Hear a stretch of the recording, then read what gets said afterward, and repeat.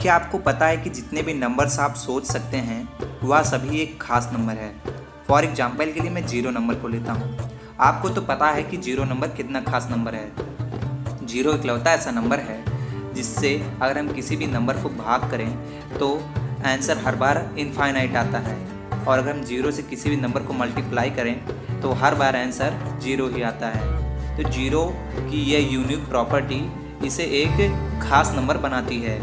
तो ऐसे जितने भी नंबर्स हैं सबकी अपनी एक खास प्रॉपर्टी होती है, जिसके कारण आप कह सकते हैं कि सभी नंबर एक खास नंबर है। बस ज़रूरत है तो उस नंबर की उस खास प्रॉपर्टी को जानने की। चलिए एक रैंडम सा नंबर मैं कोई लेता हूँ। फॉर एग्जांपल के लिए मैं एक नंबर 1729 लेता हूँ। अगर मैं आपसे पूछूं कि आप इस नंबर की कोई भी एक विशेषता बताइए तो मोस्ट ऑफ द पीपल इसकी एक ही विशेषता बताएंगे कि 1729, 1728 और 1730 के बीच में आता है, जो कि एक अच्छा मजाक है।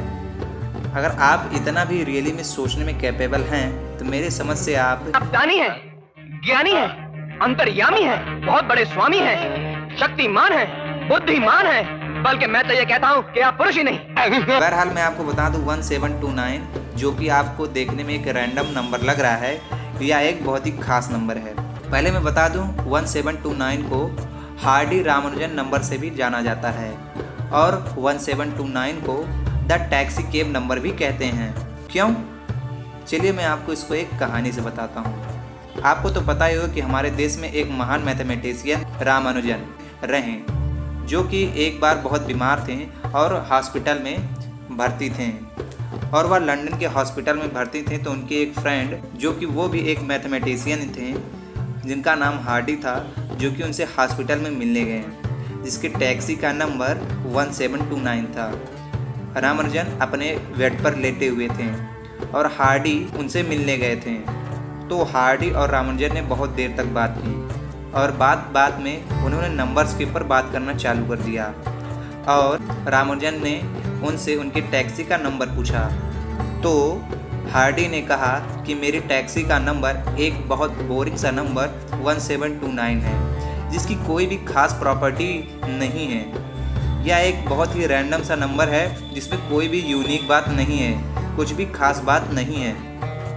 तब रामानुजन ने बताया कि 1729 बहुत ही खास नंबर है, क्योंकि 1729 पहला ऐसा नंबर है जिसे हम दो प्रकार से 2 सम ऑफ 2 नंबर्स के क्यूब के फॉर्मेट में लिख सकते हैं। कहने का मतलब हम 1729 को 2 प्रकार से 2 संख्याओं के क्यूब के एडिशनल के बराबर लिख सकते हैं। पहला तो 12 क्यूब प्लस 1 क्यूब और दूसरा 10 क्यूब प्लस 9 क्यूब। और इसके पहले ऐसा कोई भी नंबर नहीं है जिसे हम इस फॉर्मेट में लिख सकते हैं। तो हार्डी को यह पता चलते ही हार्डी एक बार तो आश्चर्यचकित हो गए कि इतने बीमार होने के बाद भी इनका माइंड, यानी रामानुजन का माइंड, इतना ज़्यादा शार्पली वर्क करता है। धीरे धीरे यह घटना पूरे विश्व में फैलने लगी और यह कहानी लोगों के बीच में बहुत ज़्यादा प्रचलित होने लगी, जिसके कारण 1729 नंबर हार्डी रामानुजन नंबर से जाना जाने लगा, और इसे द टैक्सी कैब नंबर से भी जानते हैं। इसे क्यों टैक्सी कैब नंबर से जानते हैं? आई होप आपको पता चल गया होगा, क्योंकि हार्डी के टैक्सी का नंबर 1729 था, जिससे वह रामानुजन से मिलने आए थे। तो यह थी एक छोटी सी कहानी, जो कि एक बताने के लिए काफ़ी है कि किसी भी नंबर को जो आपको रैंडम सा लगता है, जो कि एक फालतू सा नंबर लगता है, वह एक अलग नंबर होता है। तो ऐसे एक ही नंबर नहीं, ऐसे सभी नंबर की कुछ अपने एक अलग विशेषता होती है जो अन्य नंबरों में नहीं होती हैं। तो वैसे 7 नंबर में भी अपनी अलग यूनिक क्वालिटीज़ हैं जो इसे एक खास नंबर बनाती है। तो हेलो गाइस, मैं हूं आपका दोस्त और इस चैनल का होस्ट, और स्वागत करता हूं आपका हमारे इस यूट्यूब चैनल टेक साइंस और वो में। आपको तो पता ही होगा कि एक हफ्ते में 7 दिन होते हैं, और आपने शास्त्रों में भी यह सुना होगा या फिर किसी बड़े बुजुर्ग से भी सुना होगा कि इंसान के 7 जन्म होते हैं, संगीत में 7 सुर होते हैं, विश्व भर में 7 महासागर्स हैं, और हमारे शास्त्रों में ऋषियों के एक ऐसे ग्रुप का जिक्र किया गया है जिसमें मेनली 7 ऋषि हैं, जिसे सप्त ऋषि का ग्रुप कहते हैं। और इंद्रधनुष में यानी रेनबो में 7 रंग होते हैं। विश्व भर में 7 अजूबे हैं। शादी में 7 फेरे होते हैं और हमारे शरीर में मेनली 7 चक्रास का जिक्र किया गया है। विश्व भर में 7 कॉन्टिनेंट्स हैं। 7 नंबर बाइबल में 735 बार इस्तेमाल किया गया है। मेल बॉडी को बायोलॉजिकली 7 पार्टों में डिवाइड किया गया है।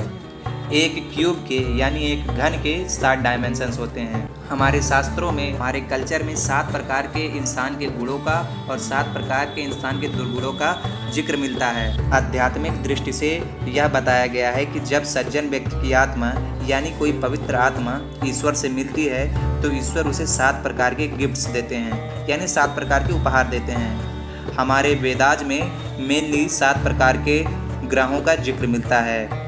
हमारे स्किन के 7 लेयर्स होते हैं। हमारे एटमॉस्फेयर के भी 7 लेयर्स होते हैं। आपने तो सुना ही होगा कि उसका गुस्सा आज 7वें आसमान में पहुंच गया था। जो यह कहावत है या इसी बात से लिया गया है कि आसमान के मेनली 7 लेयर्स होते हैं, जिसका आखिरी लेयर स्पेस होता है।